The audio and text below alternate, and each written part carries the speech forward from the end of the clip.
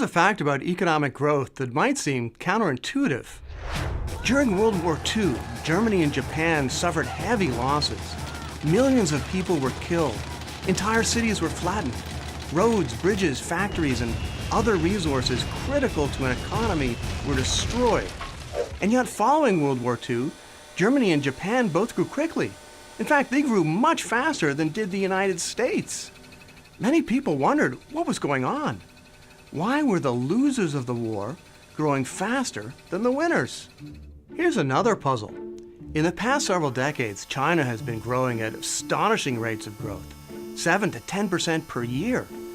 Remember, at those rates, the standard of living, it's doubling every 7 to 10 years. In contrast, in the advanced economies, say the United States, Canada, or France, they're growing around 2% per year, doubling only once every 35 years. So here's the puzzle. In the previous talks, we said that the way to get a high standard of living and economic growth is to have good institutions, like property rights, honest government, political stability, a dependable legal system, and competitive and open markets. But in each one of these cases, there's no question that the advanced economies have better institutions than does China. Plus, the advanced economies, they've got more human and physical capital.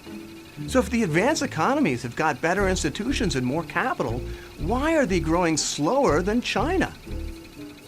To solve these puzzles, we're going to be drawing on an important economic model, the Solow model of economic growth, named for Robert Solow, who won the Nobel Prize. The Solow model will help us to better understand the dynamics of growth.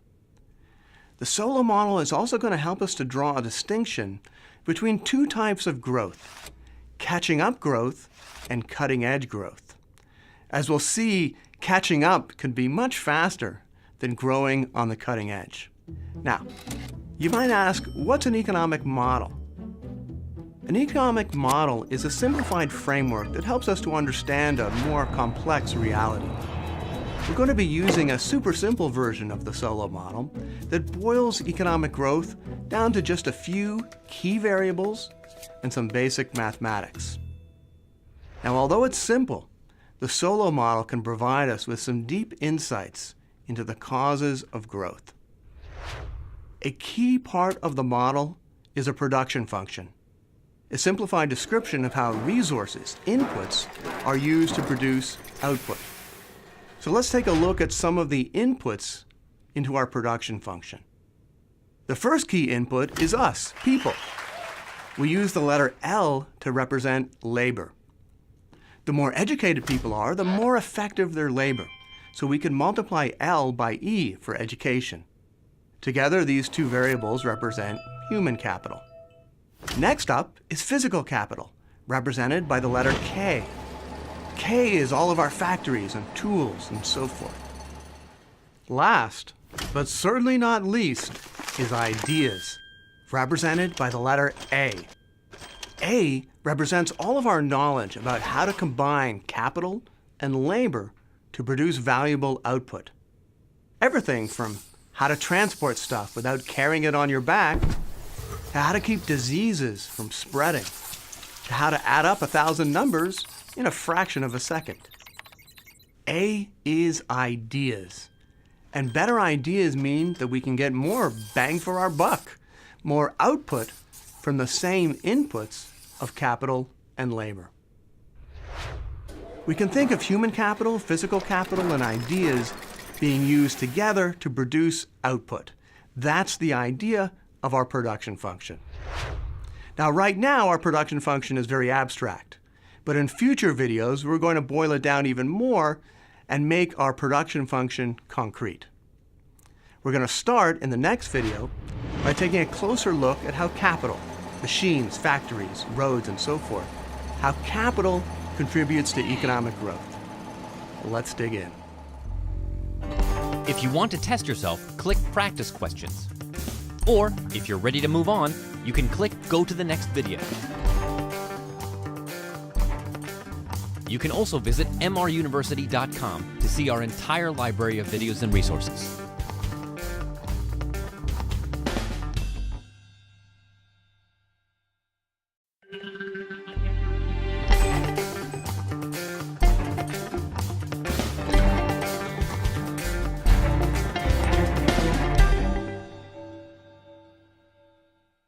In our last video, we introduced the variables in our super simple solo model.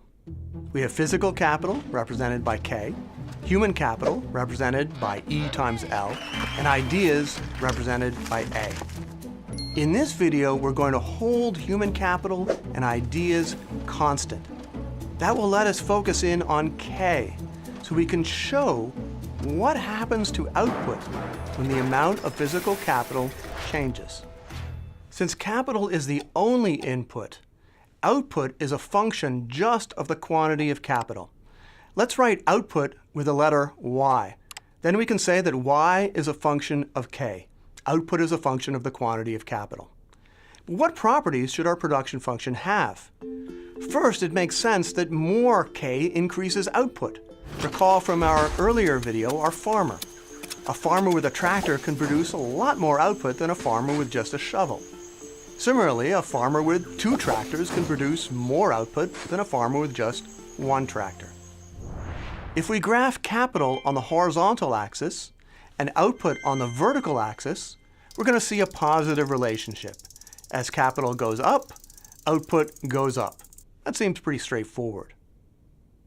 The second property our production function should have is that while more capital produces more output, it should do so at a diminishing rate. What do I mean by that? Let's go back to our farmer. The first tractor he gets is the most productive. It helps him grow a lot more wheat. The second tractor he might use if the first tractor, it breaks down. So the second tractor is less productive than the first. The third tractor is maybe just a spare in case both break down. So the third tractor will boost his output even less than did the second. Said another way, the farmer will allocate his tractors so that the first tractor he's going to allocate to the most important, the most productive task. Meaning that subsequent tractors, the farmer will allocate them to less and less productive tasks. We call this the iron logic of diminishing returns.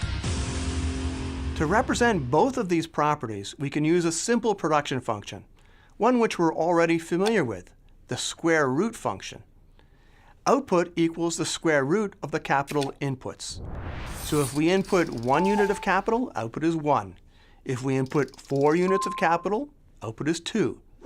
If we input 9 units of capital, output is 3.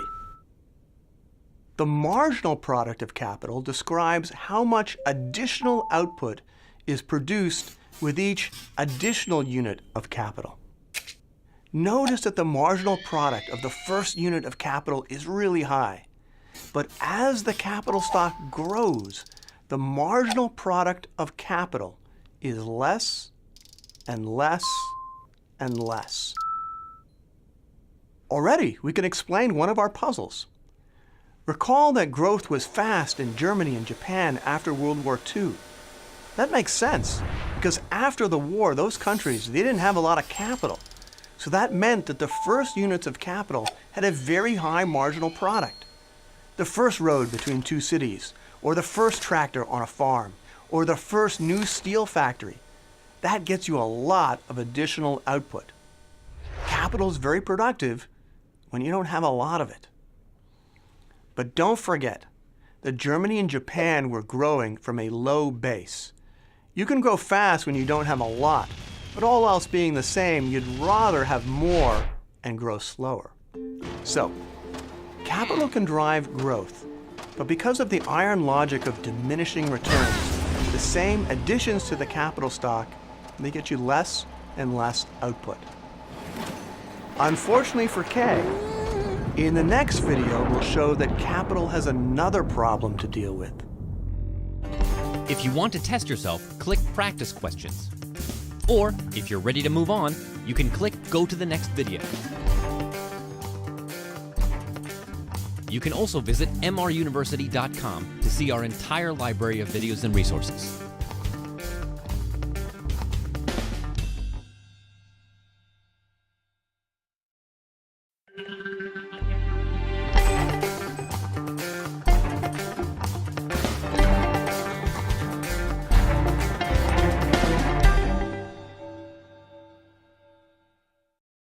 Welcome back. Let's continue our exploration of the solo growth model. In our last video, we covered how physical capital faces the iron logic of diminishing returns. Now let's turn to another unfortunate aspect of physical capital. Capital rusts. Roads get potholes and need to be repaired. Tools wear out. Trucks break down. In short, we say that capital depreciates. Now let's put the amount of capital on the horizontal axis and the amount of depreciation on the vertical axis. We can then model the relationship like this. Depreciation increases at a constant rate as the capital stock increases. The more capital you have, the more capital depreciation you have. Now let's add a new aspect to our model. Where does the money for capital accumulation come from? From savings and investment. When we create economic output, we can either consume it or save it. What we don't consume can be saved and invested in new capital. So suppose we invest a constant fraction of our output. Let's say we devote 3 of every 10 units of output, or 30% of output, to investment. We can now add an investment curve to our graph. It'll mimic the shape of the output line, since investment is just a constant fraction of output. Notice that our first units of capital, they're very productive, and so they create a lot of output, and thus also a lot of investment. But as we add more and more units of capital, we get less output and also less investment. That's the iron logic of diminishing returns once again. Now let's put investment and depreciation on the same graph. Depreciation is growing at the same rate as the capital stock grows. Each new unit of capital creates an equal amount of depreciation. Now notice that when investment is greater than depreciation, that means the capital stock must be growing. We're adding more units of capital than are depreciating. But as the capital stock grows, investment and depreciation, they're on a crash course to intersect. When this happens, we've reached what is called the steady state level of capital. The steady state is the key to understanding the solo model. At the steady state, investment is equal to depreciation. That means that all of investment is being used just to repair and replace the existing capital stock. No new capital is being created. Now remember, we've assumed that all the other variables in the model, they're not changing. So if the capital stock isn't growing, nothing is growing. In other words, when we reach the steady state level of capital, we've also reached the steady state level of output. Now suppose you ended up on the other side of the steady state point, over here. You'd find that depreciation is greater than investment. That means some of the capital stock needs repair, but there isn't enough investment to do all of the needed repairs. So the capital stock shrinks, pushing you back towards the steady state. So to the left of the steady state, we have investment greater than depreciation, and the capital stock is growing. To the right of the steady state, we have the opposite. Depreciation is greater than investment, and the capital stock, it's shrinking. Either way, we always end up moving towards the steady state. Now let's go back to our earlier example of Germany after the end of World War II. Since the capital stock is low, it's also very productive, and we get a lot of output from the first new roads and factories after the war. We've already mentioned that point. But in addition, we now see that when the capital stock is very productive and producing a lot of output, we will also be producing a lot of investment. So in the next period, the capital stock will be even bigger than before, and we'll get even more output. Plus, since the capital stock is low, we don't have much depreciation to take care of. So with the investment, it will mostly be generating new capital, not replacing old capital. Now over time, however, both of these forces, they weaken. The returns to capital diminish. and depreciation eats up more and more of investment. A country with a lot of roads and bridges and factories, it's doing well, but it also has to invest a lot just to maintain all of those roads and bridges and factories. And this is exactly what we saw in Germany and Japan after World War II. Growth rates started out very high. But as those countries caught up, growth rates declined. Now perhaps our friend Kay still has one more trick up his sleeve to get the economy growing. What if we started to save more of our output? A higher savings rate shifts the investment curve up like this. Now investment is higher than depreciation. So we're adding to the capital stock and the economy is back to growing. However, you can see that the same dynamic exists as before. The iron logic of diminishing returns means that we'll again end up at a new steady state level of capital. The higher savings rates, it spurs growth for a time, and it does increase the steady state level of output. But at the new steady state, investment once again equals depreciation, and we get zero economic growth. Accumulation of physical capital can only generate temporary growth. In our next video, we'll take a look at how human capital influences growth. If you want to test yourself, click Practice Questions. Or, if you're ready to move on, you can click Go to the next video. You can also visit mruniversity.com to see our entire library of videos and resources.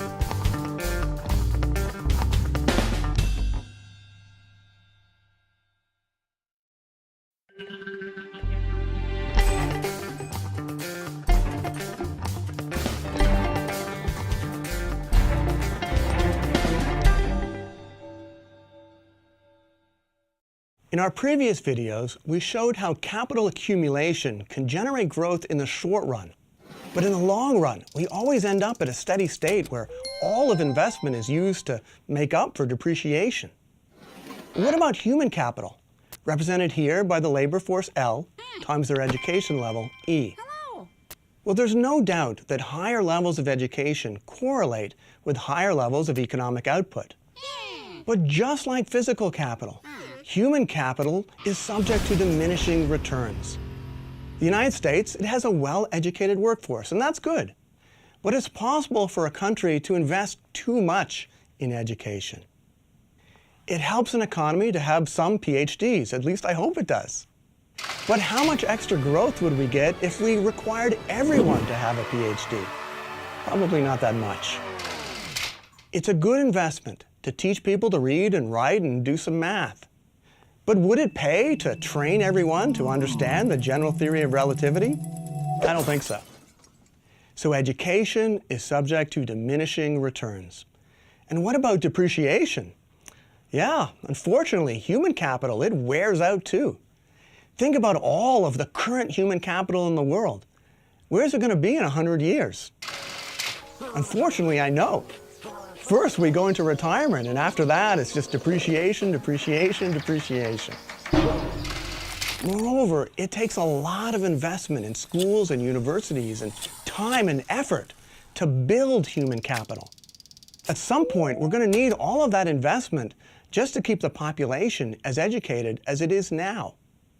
So the accumulation of capital, whether it's physical capital or human capital, it can only get us so far. Now let's turn to an important prediction of the Solow model. Poor countries should grow faster than rich countries. Now that's a pretty bold prediction. If it were completely true, then all poor countries, they'd be catching up to the rich countries. And all countries would be approaching similar levels of steady state output. Perhaps with some differences due to differences in savings rates. Now, as we saw before, there are growth miracles. Some countries like China and Korea, they're clearly catching up. But there's also growth disasters. Countries like Nigeria and Argentina, which are falling further and further behind, or at least not catching up. Indeed, broadly speaking, over the last several hundred years, what we've seen isn't convergence, but divergence big time. But let's step back and remember that the factors of production in the Solow model, they're just one piece of the puzzle. When it comes to explaining prosperity, we also need to remember the importance of institutions, the institutions that create the incentives to accumulate and to use the factors of production in socially beneficial ways. Two countries with really different institutions, they're not going to converge. But if we focus in on countries with similar institutions, then the Solow model predicts that the poorer countries should grow faster. And all countries with similar institutions, they should converge to similar levels of output. We call this conditional convergence. Conditional on institutions and other factors being similar, we'd expect poor countries to grow faster. Is it true? Let's take a look at the 20 founding members of the OECD, basically the Western developed economies.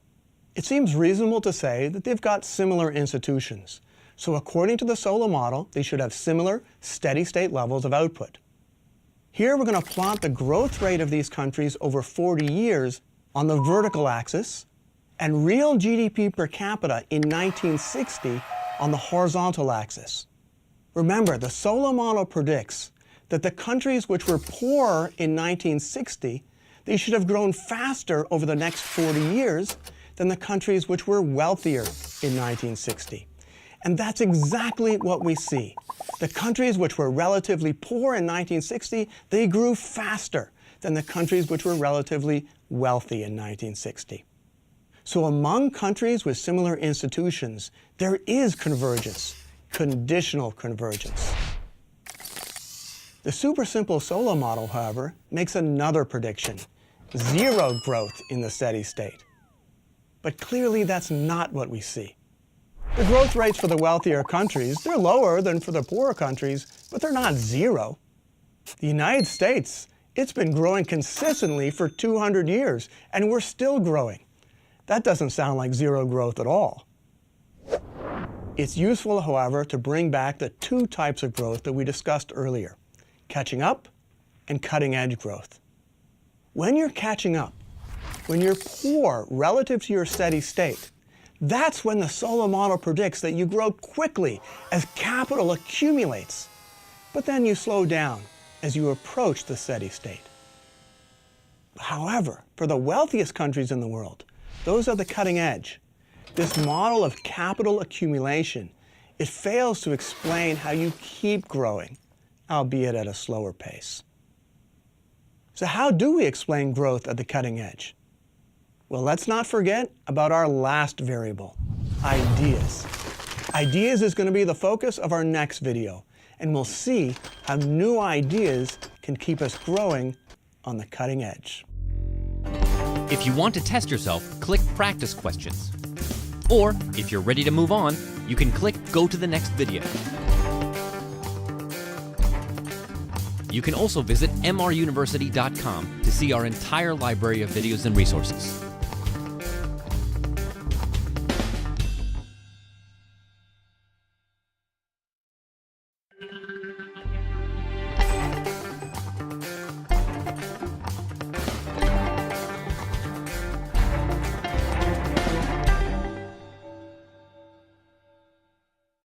We've covered a lot of the super simple Solow model.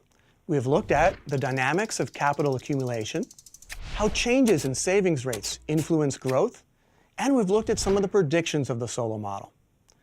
One thing we've learned is that the model seems to inevitably predict that we end up in a steady state with no growth. Now, however, we're going to turn to the last of our variables, ideas. Can ideas keep us growing? Better ideas mean that we get more bang for our buck, more output from the same inputs of capital and labor. Alternatively, we can think about this as increasing our productivity. Henry Ford, for example, took ideas from lots of other industries, like meat packing, bicycle making, and brewing, and he combined them in a way that had never before been used in the manufacturing of automobiles.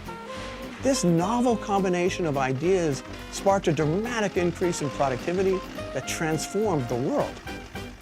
The The same types of processes, they're continuing today and in all industries, increasing output per worker across the economies.